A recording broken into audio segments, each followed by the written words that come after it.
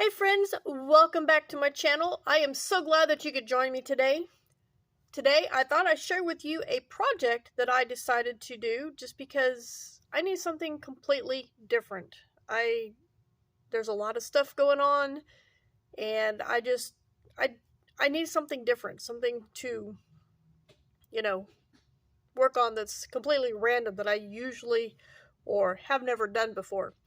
So I was looking around. I remember back in the day, the crochet crowd did a Stitches Right thing. This is actually the Stitches Right 2.0. This is not the original one that they did. I don't think. It may have been, but I don't remember. But anyway, I decided to print this off. I will definitely put a link to this down in the description box below if you would like to check it out as well. It is free. It is a PDF and it is free to download. And it is very simple. It's set up for a beginner crocheter, which is great because I really don't want to think. But anyway, it goes through very detailed on how to do it.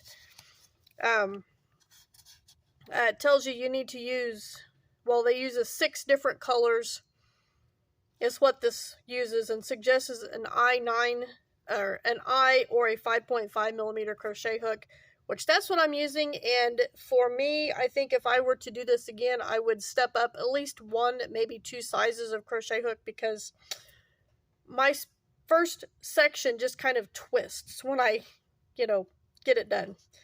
And there is no right or wrong way to do this. It's just all a matter of the roll. Like I said, there's more instructions and whatnot. So, I have written down on a piece of paper. I didn't want to write on this in case I would decide I want to do it again. But I wrote down on a piece of paper in a notebook, the Stitches Right game. I'm doing 5 colors. So if I roll a 6, I get to roll again. So these are all, well, they're not all, but they're all a size 4 yarn. I have a light blue, I have a peach, I have a baby color, which is this one right here that was the first one that I started with. But it is a size 4. It's just, I call it baby colors. It's actually called, Baby Rainbow. So I wasn't too far off, was I? And then I have a light yellow and a pink. And then, like I said, 6 is roll again. And I decided that I was going to do the baby size blanket, which it shows on here recommended chains for each size. We got baby, toddler, lapghan, throw size, a full or double without drape, a full or double with drape, queen without, queen with, king without, and king with, on how many to start with your chain. So that's what I went with. I decided to do a baby blanket because it is small. It should not be something that I would get bored with too easy. I'm not going to say that's not going to happen, but anyway, that's what I decided to do. So section 1, which is the one I just finished, is I obviously started with the baby yarn. I rolled that number, which was number 3 last night. The stitch was the clusters, which it's got 6 different stitches in here. We've got 1 is houndstooth, 2 is clusters. Oh, I did the wrong stitch. Oh well.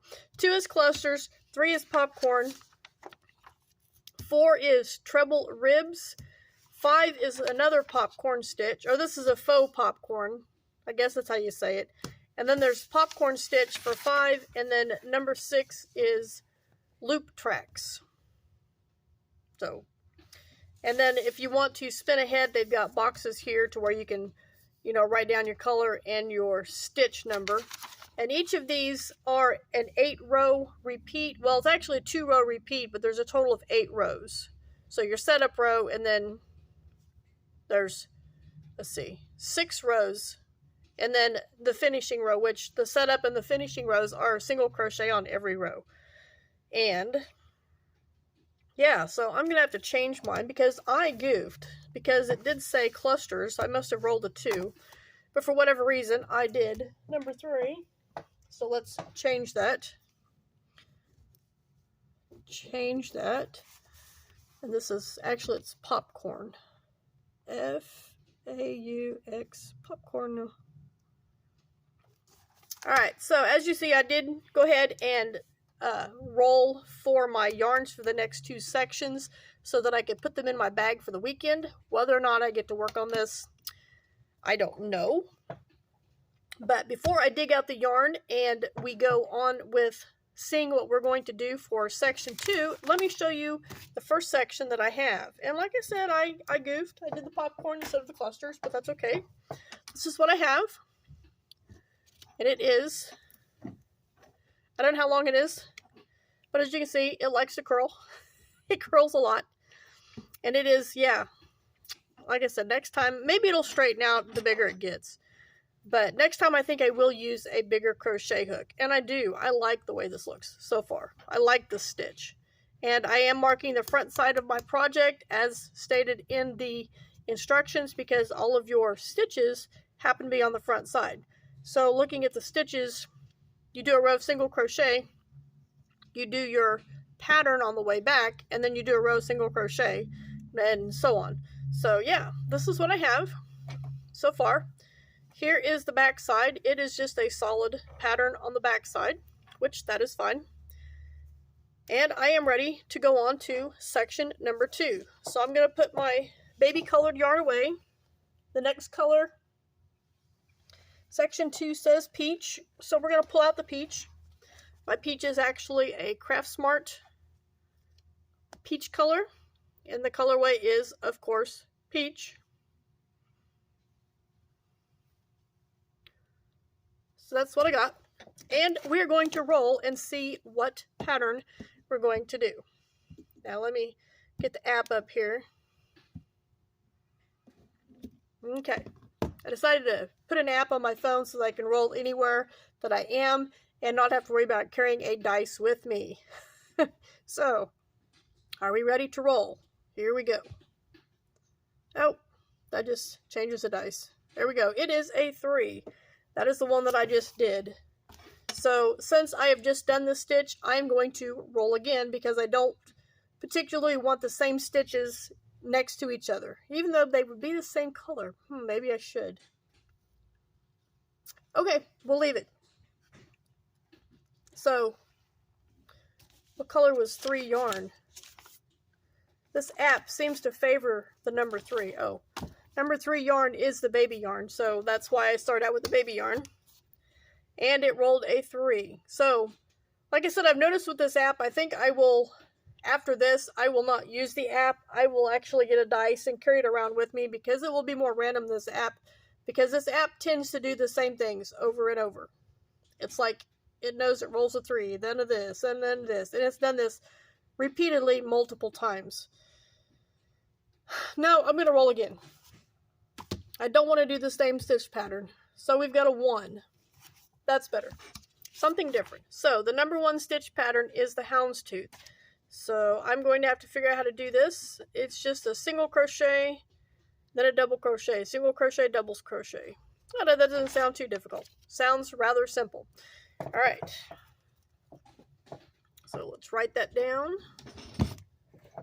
Got my ink pen. The stitch is houndstooth.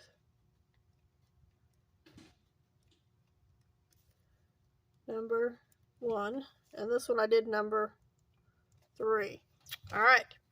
So, with this, it recommends starting with a standing single crochet. And this is on the right side. And we start with a standing single crochet right here. And I did not prepare this yarn. It's okay. Let's see how much we have to pull out. Hopefully not very much. But it's not going to matter because it'll get used.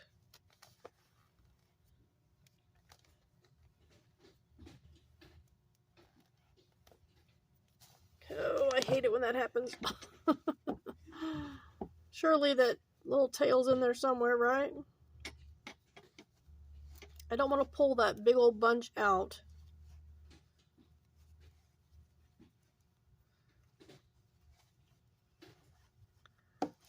But looks like I might have to in order to find the tail. There it is. Nope, is that it? Nope, that's not it. This is one thing that I am not good at all, is finding the tails of the yarn.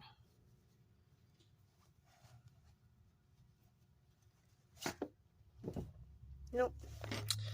Guess we'll have to do it anyway. Now to find the tail.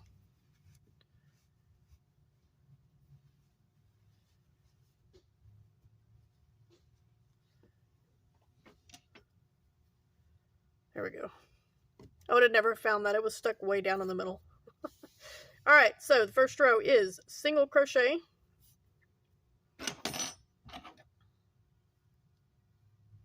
a standing single crochet. I guess this is what I meant by standing single crochet. This is what I would call a standing single crochet. Whoops, nope, back loop.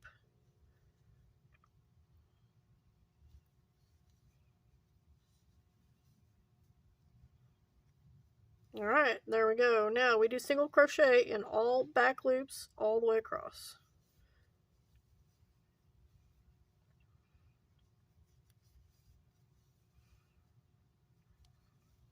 Just like that. So thank you for joining me, and I will get back with you when I have this next section finished.